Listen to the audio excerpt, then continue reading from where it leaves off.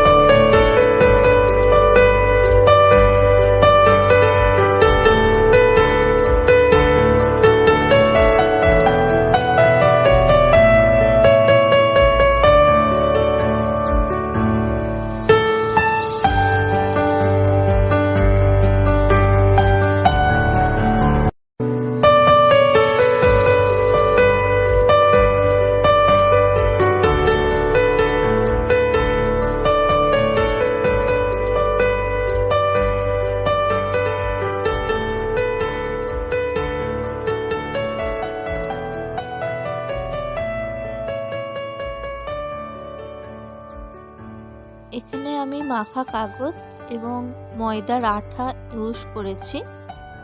সম্পূর্ণ ভালোভাবে মিক্স করে আমি একটি সাহায্যে সম্পূর্ণ কাজটি পূরণ করব। আপনারা দেখতে থাকুন।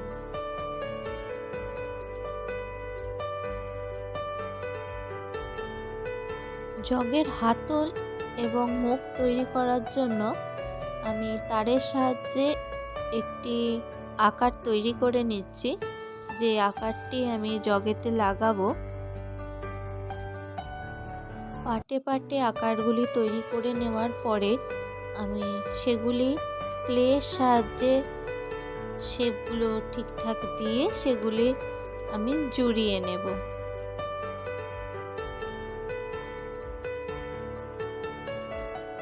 এক সময় নিজের উপর এতটাই বিরক্ত লাগে যে কিছুই বলার থাকে না। আমি ভিডিও করার সময় খেয়ালই করিনি যে ভিডিওর বাটনে আমি ক্লিক করতেই ভুলে গেছি, তাই সম্পূর্ণ ডিজাইন তৈরির প্রসেসটি আপনাদের শেয়ার করতে পারলাম না, তার জন্য খুবই দুঃখিত। আপনারা দেখতে পাচ্ছেন তার দিয়ে যে শেপগুলি বানানো হয়েছিল সেগুলি ক্লের সাহায্যে আমি জুড়ে নিয়েছি। আমি এখানে রং করার জন্য ফেব্রিক কালার ইউজ করছি। পুরোটা প্রথমে ব্ল্যাক কালার দিয়ে ভরাট করে নেব, তারপর অ্যান্টিক শেপ দেওয়ার জন্য আমি তামাটে রং ইউজ করেছি।